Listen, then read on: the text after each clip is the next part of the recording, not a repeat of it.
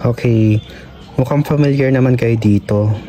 Ngayon makikita nyo yung Rubos Extreme, Drive Max, tapos yung plain lang na Rubos. Yung mababa yung content niya. Ngayon, alam nyo ba kung para saan tong Rubos Extreme? Itong Drive Max? Okay. Sa Rubos Extreme, ito yung mataas na content ng Rubos. Bali, itong Rubos na to ay, alam na natin, pangpatagal or pangpasigla ng mga kalalakihan. Pangpatagal. Kumbaga, laging nakatayo, ganon. Mas lalo na tong Drive Max na to, ganon rin po. Itong Rubos naman na mababang content, medyo matagal ang ano niyan, epekto.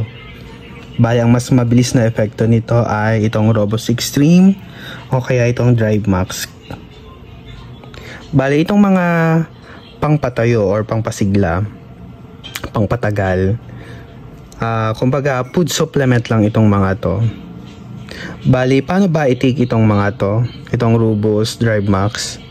Bali, dapat 20 minutes before kayo maglabanan sa ano, kailangan nakatake ka na nito.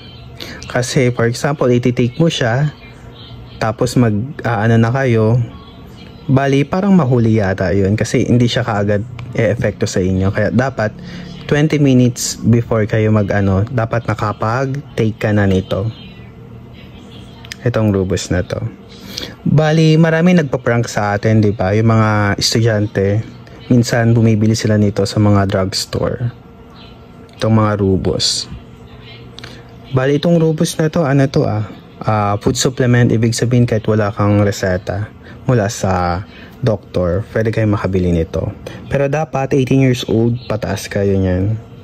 Pwede kayong makabili. Bali, sa mga babae, may epekto naman sa kanila to. Bali, ang epekto kasi nito bali, iinit yung katawan mo. Minsan magpapalpitate ka pag masyadong malakas yung tama talaga sa'yo. Kaya minsan, pag yung mga nagpa-prank, bali ang kalimitan na nararamdaman nila is mainit yung katawan nila. Tapos minsan nagpapalpitate sila. Kaya minsan iwas rin kayo dito pag nagprank yung mga pag nagprank kayo nito. Kasi minsan pwede magpalpitate yung nakainom nito. Pumilis yung tibok ng puso niya, ganyan. Kaya ingat-ingat na lang. Kaya mga kalalakihan na lang yung mag-take nito kasi for men naman ito talaga. Ito yung Rubos Extreme. Ito naman yung plain lang na mababang content ng Rubos. Ito sa isang box nito merong 2 tablets. Tapos ito naman may 2 tablets rin. Mas mahal itong Extreme. Piling ko nasa 300 ganyan. Tapos ito naman piling ko nasa 150 lang ito. Itong Drive Max capsule naman nasa 105 siguro itong Drive Max na to.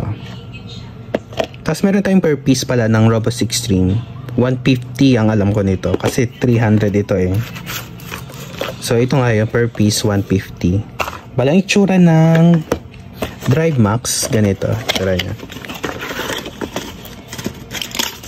Ganyan. Drive Max. Red na may black yung capsule niya.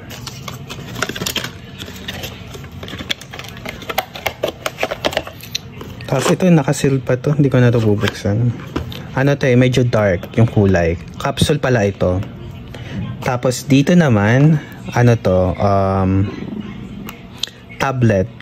Feeling ko kulay dilaw to sa loob. Ito. Yun lamang po. Please subscribe and like na lang para makasupportive, para support na rin sa channel ko. Yun lamang po. Thank you.